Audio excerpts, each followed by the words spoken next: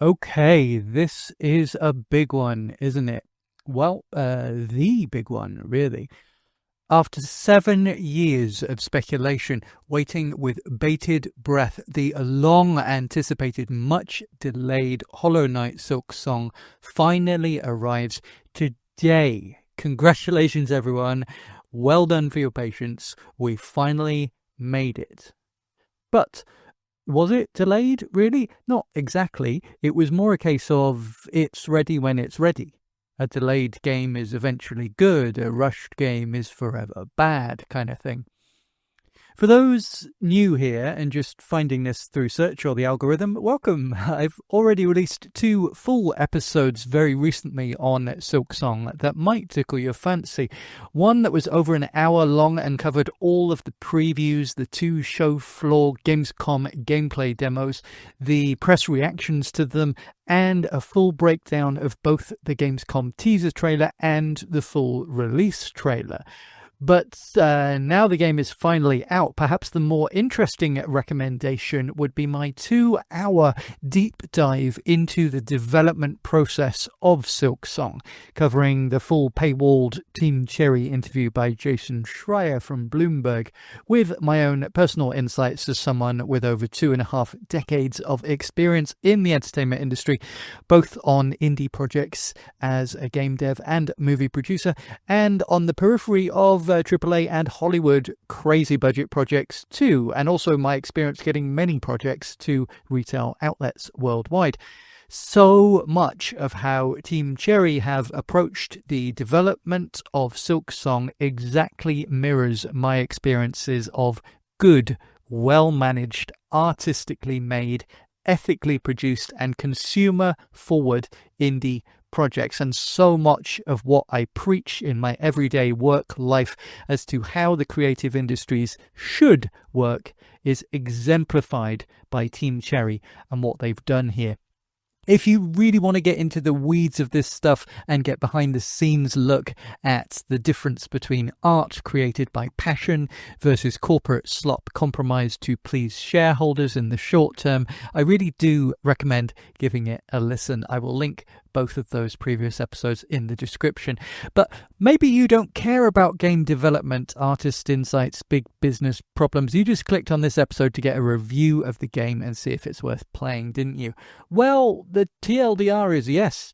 Yes, it is. It is good. It is really good. Hall of Famer, Game of the Year contender, perhaps indie game of the decade. That's what we expected and that's what we got. And it's only $20. You see, this is what I'm talking about with Team Cherry putting gamers first. Let's face it, if they sold it to a big publisher, it would have been at least double that, probably triple, maybe even quadruple in the case of Nintendo with their $80 games. I just put out a whole video breaking down $80 games. If you want to pay Team Cherry more, I'm sure that many people will happily double dip on a physical edition or even a fancy collector's edition. We'll get onto all of that later. But for now, if you haven't played the game, it is out now. You can buy it right away for just $20 for probably the most anticipated game of, the decade? If you were one of the Kickstarter backers of the original Hollow Knight, you can download it. There's even a free upgrade to the Switch 2 version for those that pre-ordered the Switch 1 version of the original Hollow Knight all those years ago. Again, consumer first, gamers first. Thank you, Team Cherry. It runs beautifully on Switch 2, by the way. I've not tried the Switch 1 version personally, but from what I'm seeing online in these first few hours of release, it's flawless too. For some of you listening, that is literally all that you need to know right now, and you will just want to stop listening and just go and buy the game. Awesome. I completely understand. Just please do me a favor and drop a like while you are leaving. Subscribe if you haven't already, and if you have, thank you very much. I really do appreciate it. And then after you've played the game and are in your cycle of going around all the reviews to see what other people think, remember to pop back and listen to the rest of what your old friend Sam had to say, yeah? And drop a comment when you do. I am really looking forward to hearing people's opinions on this game specifically. I really hope that you all love it as much as I do from what I've played of it so far. For those of you sticking around, thank you for choosing to spend your time with me. I won't waste it, I promise. I'll just very, very quickly read the podcast intro and then we'll dive right into it. Hi everyone, welcome to Daily Switch 2, a podcast covering everything related to the Nintendo Switch 2 with at least one new episode or video uploaded per day to YouTube, Spotify and your favourite major platforms. My name is Sam and I've been a gamer since the 1980s. I've worked in the entertainment industry since I was a teenager, including as a games journalist, producer of gaming documentaries and shows, and I'm even producing multiple indie video games including 4 which will be released on the Switch and hopefully the Switch 2, so be sure to subscribe and follow the show for the world exclusive news on those as they drop. However, I'm a gamer and Nintendo fan at heart, and this podcast is purely a passion project for me to talk about all the stuff that interests and excites me about this new system. It is not monetized or funded by any entity. It's completely unofficial and unbiased so that I can give my full, frank, honest opinions. So if you want to support me or just find out the best places to get these free daily episodes or to join our free members area where you can talk to me and leave suggestions and take part in monthly free giveaways to win official Nintendo prizes, all links are in the bio and at linktree/dailyswitch2. That's linktr.ee/dailyswitch2. Thank you so much, and back to the episode. So, Knight Silksong. Just in case you don't know, it's the sequel to Hollow Knight. Though if you haven't played that game, don't worry, you can start with Silksong if you want to. Though you should absolutely play the original too if you get the chance. Hollow Knight is one of the biggest indie successes ever, and just one of the most beloved games, full stop. It started with a team of just 2 people in Adelaide, Australia, Ari Gibson and William Pellon, making a game for the Ludum Dare Game Jam, basically a competition where game devs challenged themselves to make a game in just 2 days, where they made a game called Hungry Knight, a top-down game where a small, unnamed character known only as the protagonist kills and eats bugs to stop themselves from starving. The game wasn't immediately successful, but they liked the character, and the bug-eating mechanic gave them an idea to make a game set underground, where a character explores a deep, cavernous underground setting filled with other insectoid characters. They put together a prototype for a Metroidvania-style side-scrolling game, drawing inspiration from NES titles like Metroid, Faxanadu, Zelda 2, Adventures of Link, everybody's favourite Zelda game, and some movement mechanics from the Mega Man X series, obviously starting on SNES. They produced it with unique character designs and hand-drawn characters drawn on paper and scanned in, and brought in artist Rohan Fraser for traditional background painting and world designs. They put together a Kickstarter asking for just 35,000 Australian dollars being worth less than US dollars, so that's really not very much money at all. And the campaign was successful, nearly doubling their goal, so they hired a composer, Christopher Larkin, a technical director, David Kazi. The team always remained small, around a handful of people. They worked closely together. The game's style is atmospheric and unique. The protagonist themselves has an almost featureless face, either wearing a mask with eye holes or just being a plain white expressionless face with just 2 dark circles for eyes. They are silent, but the world around them masterfully tells the story. The underground setting is atmospheric and there is a haunting sense of foreboding as you move further downwards, deeper underground. The game came out in 2017 for Windows PC, gaining rave reviews, and quickly was ported by the team to Mac and Linux too. And then a Wii U version was announced, which quickly became the Switch version instead, releasing the next year in 2018 once Nintendo had released the new console. PS4 and Xbox One versions followed, and it's been ported to other systems since. Small teams are brought in to help with the porting, but the main dev team always remained very tight, very small, with everyone having a large creative role and all on the same page in a collaborative and creative environment. To this day, the game continues to sell and continues to be one of the most popular, well-reviewed indie games ever. Or maybe not even well-reviewed indie games, just well-reviewed games ever. Before it even launched on console, it had sold over 1 million copies, mostly by word of mouth. And combined to this day, it has sold around 15 million copies. And presumably the notoriety of Silksong will mean that many new eyes on the older game too, so there's no sign of that 15 million sales slowing down. They released 4 DLC packs over time, expanding the game, and they didn't charge a single penny for any of them. The team members were just happy that the game was doing well and wanted to reward players with more content to play, and they genuinely enjoyed going back to adding and improving and balancing their own game. It's a true passion project, wanting to make it as perfect as possible. But they wanted to produce a 5th expansion pack, one that they originally started talking about on that original Kickstarter, where you control the character Hornet instead of the protagonist, with a new moveset to boot, and instead of progressing by moving further down, they move towards the surface. But they had more and more and more ideas, and the expansion grew larger and larger in scope and ambition, and they eventually realized that it was a better idea to split it off into its own game, its own engine, and therefore allowing, new improved graphics, etc. And thus Silksong was announced as the true sequel to Hollow Knight. That was around 7 years ago. The team didn't plan for it to take this long, but at the same time, they didn't have any big publisher or financial backer breathing down their neck, other than those original Kickstarter backers, I suppose. And they preferred to wait until they were 100% happy with the game. In that time, hype amongst fans reached an absolute fever pitch, to the point that it became a meme where any live games presentation, like a Nintendo Direct, Games Awards, etc., always had countless people in the chat spamming about this finally being the show when Silksong might be revealed. All this hype and notoriety led to it becoming the most wishlisted game ever on Steam. An incredible achievement for an indie game, let alone a 2D hand-drawn indie game from a team in Australia with basically less than 10 people at the helm and a shoestring budget. It started to feel like it would never come. Perhaps the devs were so rich that they now had no motivation to keep going, or the weight of all that pressure was too high. Perhaps they were such perfectionists that it would just never be finished and they'd keep tinkering with it.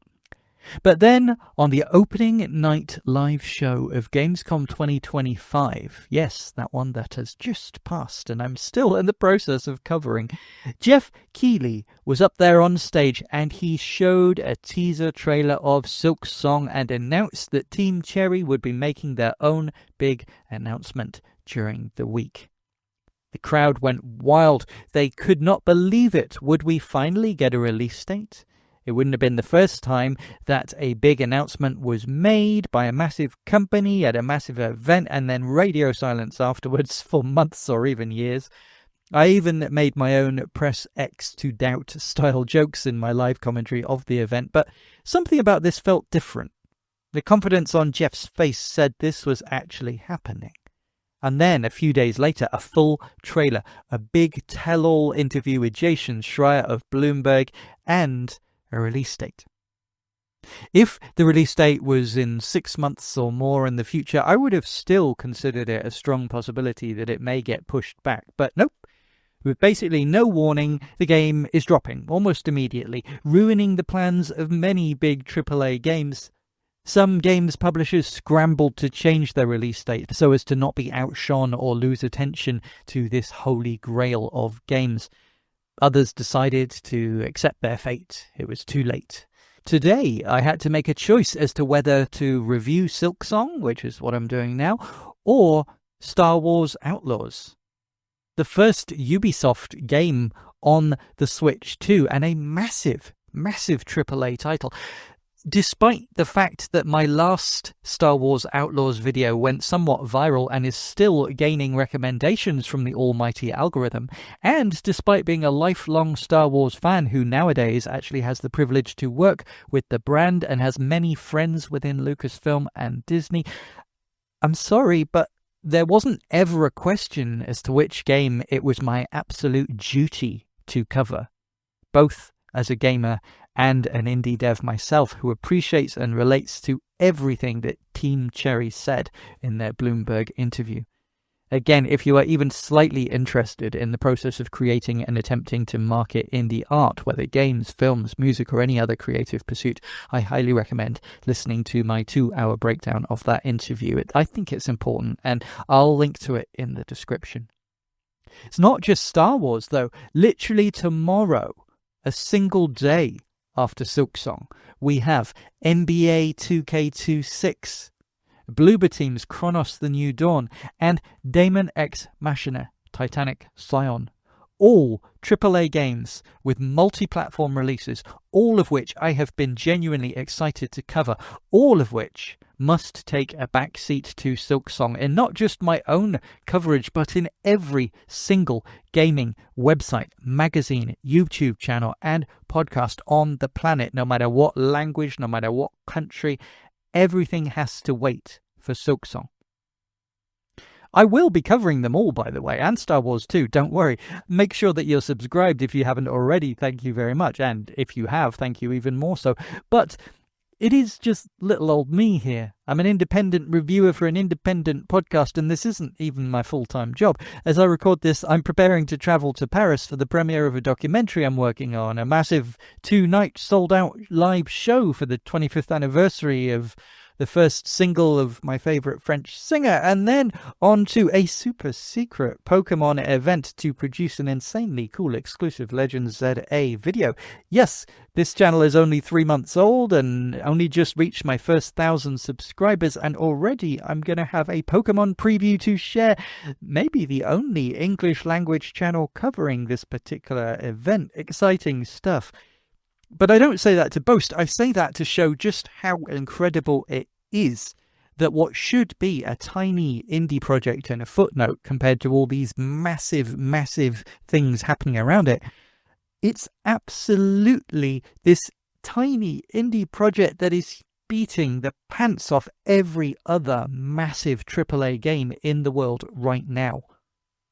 At Gamescom, Silksong was financially sponsored by Nintendo Europe, and they gave it equal billing and show floor space with their own games, including Mario Kart World, Donkey Kong Bonanza, even their biggest hitting upcoming titles, Metroid Prime 4 and Pokemon Legends ZA. And also, right there alongside, Cyberpunk 2077, Borderlands 4 and Final Fantasy VII Remake, the only other third-party titles that Nintendo decided to give the spotlight to. And every day it was the Silksong booth that had people queuing for literally hours to play for just a few minutes. In fact, out of 144 games at the show from every major AAA studio in the world, many with literal $100 million plus budgets, plus marketing, it was Silksong that was the most popular every day by an enormous and very noticeable margin. To drive home just how quickly the announcement to release date pipeline has been, I'm not even finished wrapping up all of my Gamescom coverage yet. In fact, I stopped partway through making my video on the Gamescom award shows to make this. And again, at that award show where only 3 of the 19 awards were voted for by the consumer rather than the industry panel, what won the public's choice for the best trailer of the show? Was it the latest blockbuster Call of Duty, Dune, Anno, Resident Evil? Nope. A humble little indie game, still being produced as a stretch goal of that initial 35k Australian dollar Kickstarter. It is truly remarkable, truly inspiring, and it is so, so well deserved. Now, depending on how my internet speed holds out, this review will hopefully be going live on the release date, the 4th.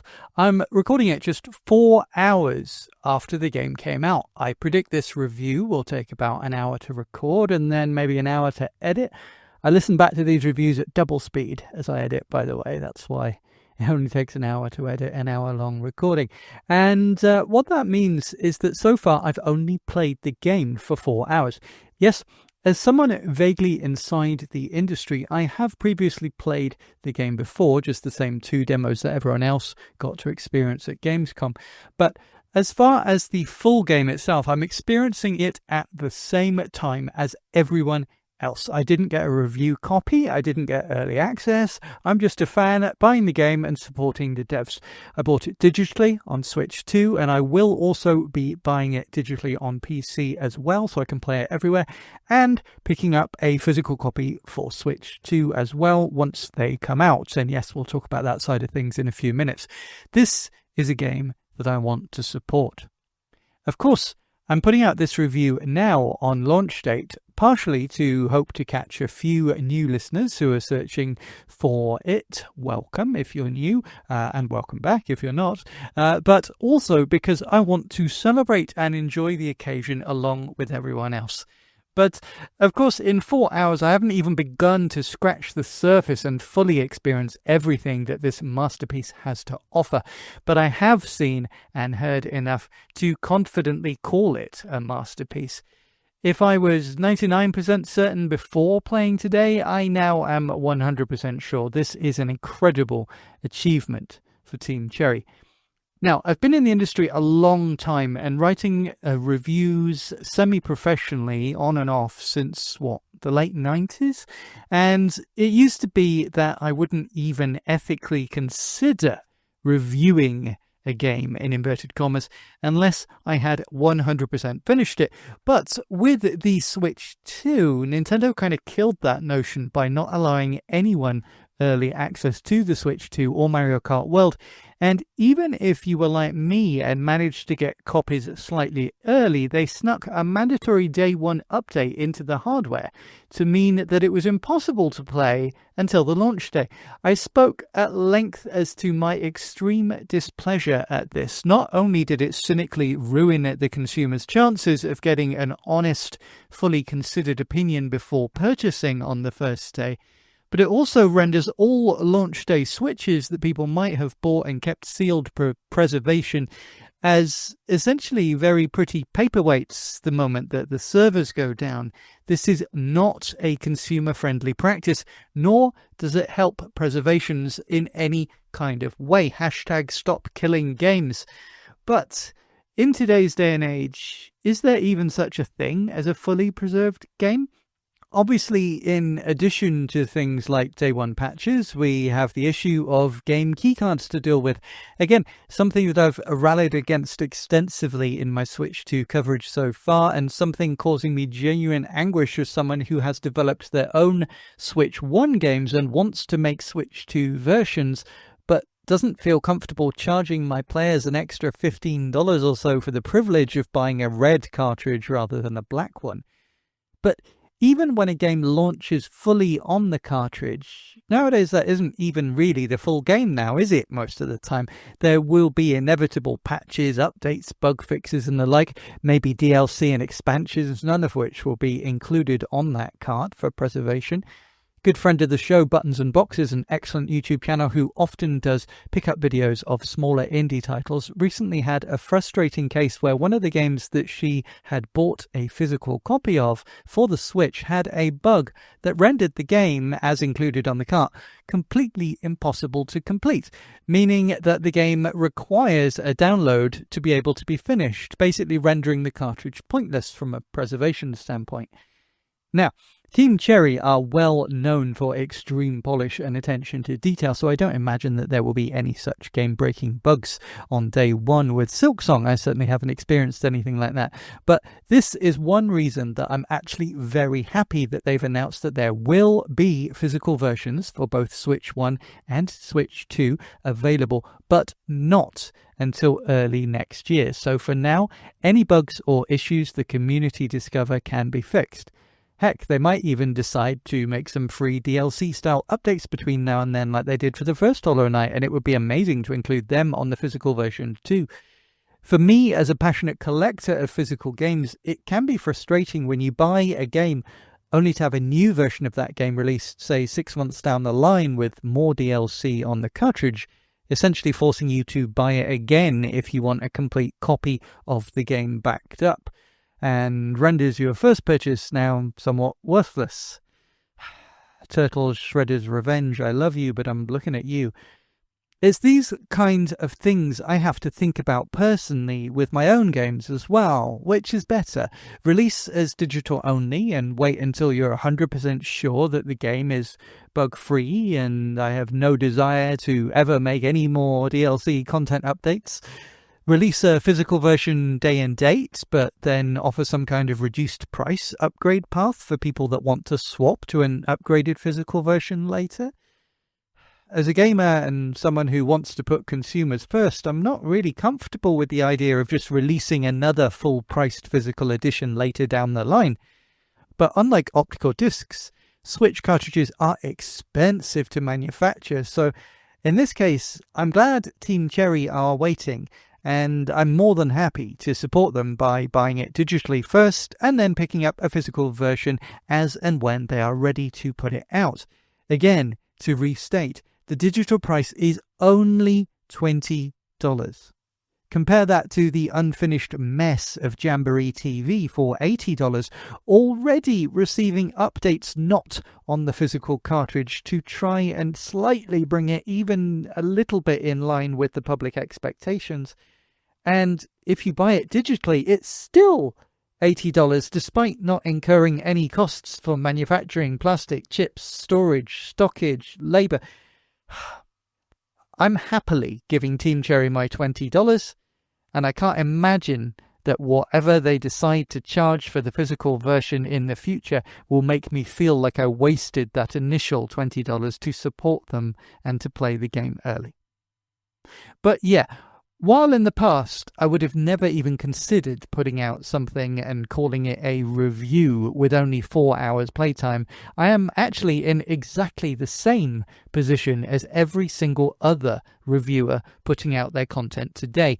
Every review that you read, hear or watch will be a work in progress because, just like Nintendo, Team Cherry didn't send out review codes to media outlets or influencers. Everyone gets to discover and play the game at the exact same time.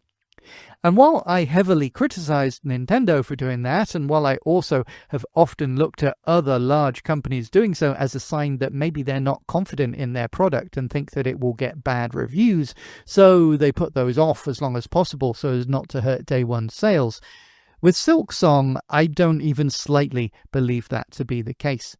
I think Team Cherry are very, very confident that they have made the game that they wanted to make.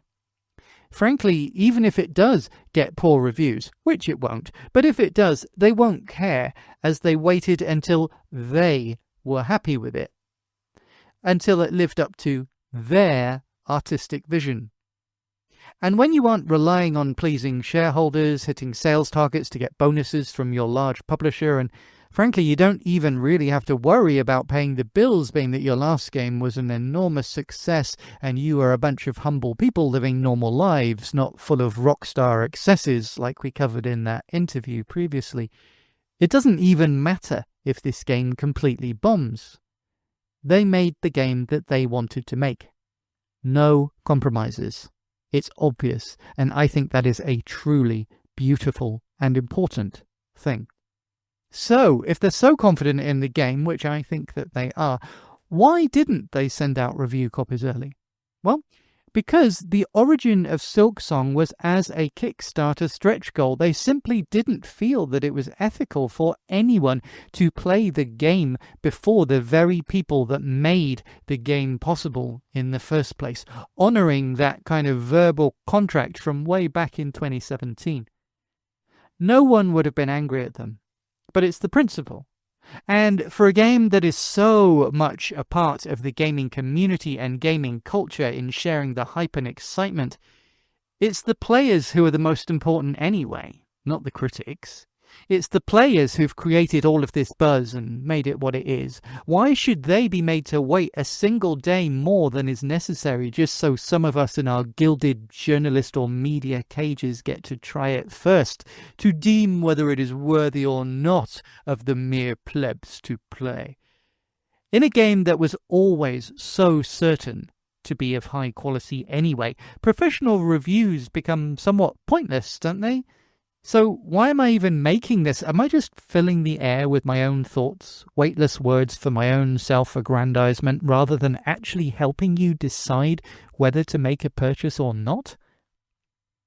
Well, for what it's worth, that question is partially why I'm not talking too much about the actual game. I'm mostly talking about why it's important, what it means, and hopefully trying to get across some point about art and expression and why you should support things. And I could easily go on a huge ranting tangent about the evils of corporate greed or the dangers of AI art, or why the AAA industry is about to implode in on itself, just as the Hollywood studios are currently doing, and why smaller, more bespoke, more human passion projects created for the sake of art are the future, and what will actually prove to be more profitable in the long run. But A, that would be somewhat artsy-fartsy and self-indulgent, and B, I already made most of those artsy-fartsy self-indulgent points in my Lego Batman episode, where I was overtired when I recorded it, and I'm pretty sure I went on a long rambling detour about my experiences working in Hollywood superhero movies. We don't need that here. But in order for it to be a review and therefore have some mainstream appeal rather than being an editorial think piece that one might find in a particularly wanky supplement inside The Guardian, I do need to at least review what I've played so far. The problem is I've been actually truly overwhelmed by how much I've enjoyed it so far and how delighted with everything I was as I first experienced it, that I kind of don't want to ruin it for you, and I want to allow you to have the same wonderful experiences that I did. Who am I to think that I can describe the first 10 minutes of a work of art better than your own eyes and ears can experience it for yourself, without the heavy burden of my reflections regurgitating what I made of the plots and themes and giving potentially clouded judgments to your own preconceptions? So, brass tacks. Simple but zero spoilers, not even in the slightest. Graphically, this game is gorgeous. Just like with the first Hollow Knight, the sprites are hand-drawn and animated to perfection, but you can probably see that if you're watching it on YouTube, where I'm showing trailer footage. The backgrounds are beautifully hand-painted, and the separation between the two is perfect. The characters feel part of the world, genuinely alive and in it, but never blend in to the point that they are difficult to see.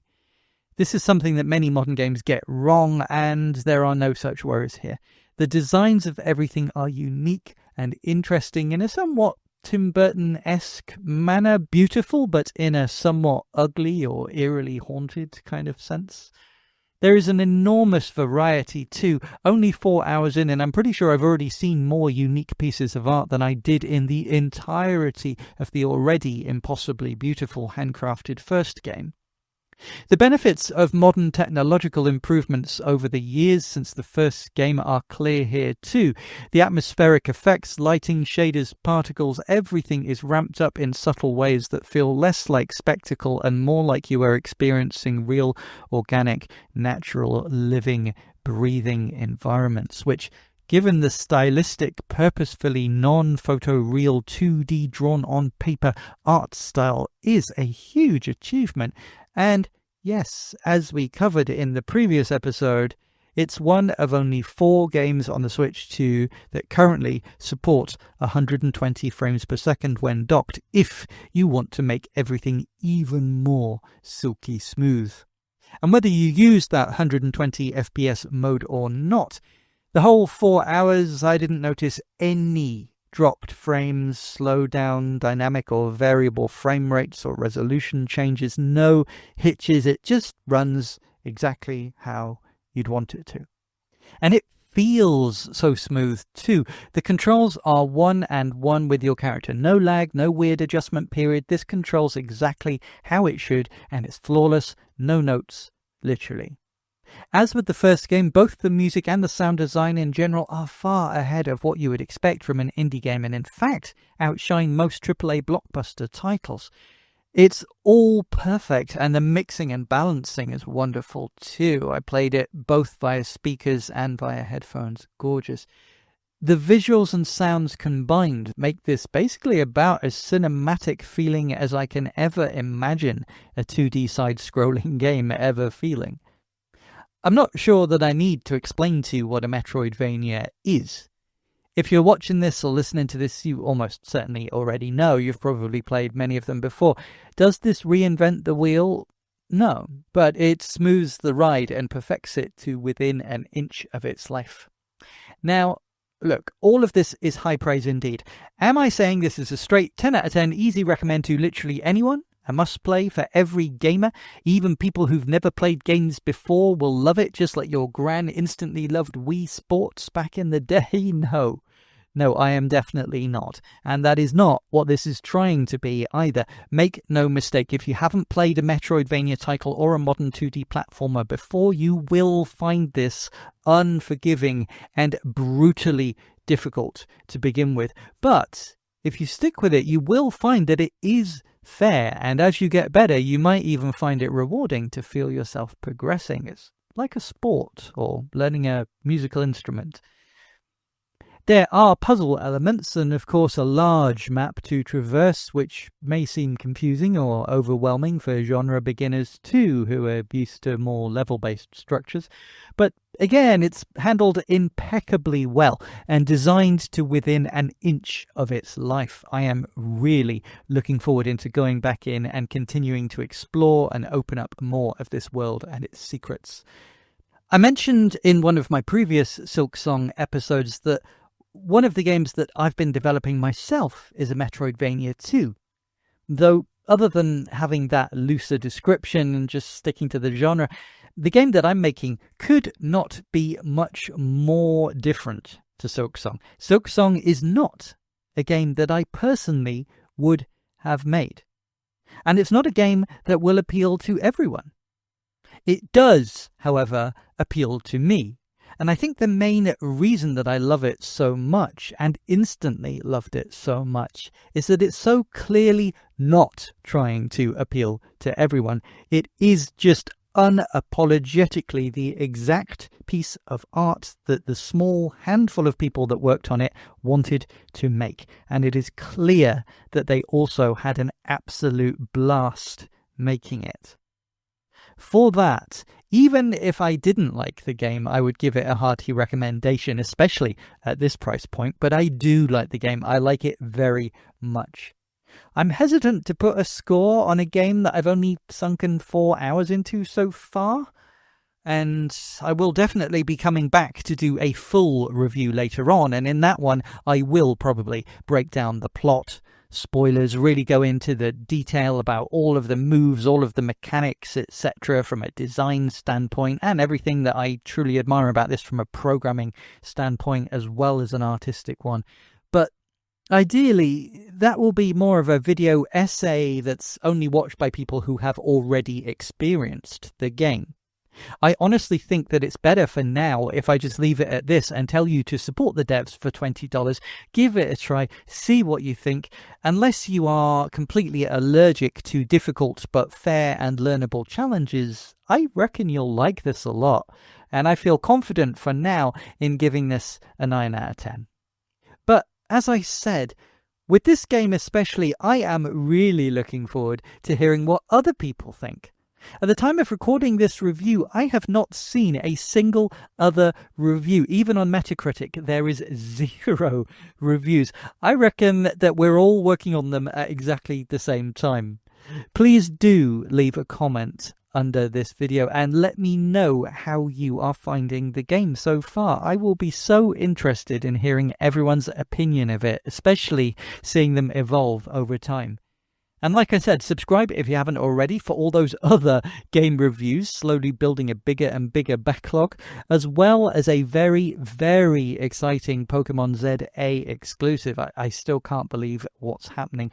And I've recently hit 1,000 subscribers. So once all this rush is over, I will be doing a 1,000 subscriber thank you special and giving away even more than usual Nintendo prizes and even 1 or 2 Switch games for free.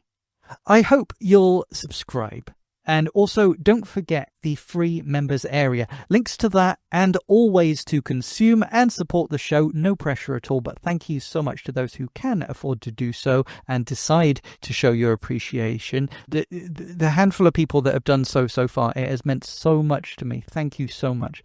Literally everything that you need can be found at linktree/dailyswitch2 linktr.ee/dailyswitch2. Thank you so much again, and congratulations to Team Cherry. The wait was truly worth it. Your work is truly exceptional, and I cannot wait for those updates and expansions that you say that you are already keen to start working on. Absolutely incredible stuff. Thank you for listening, friends. Later.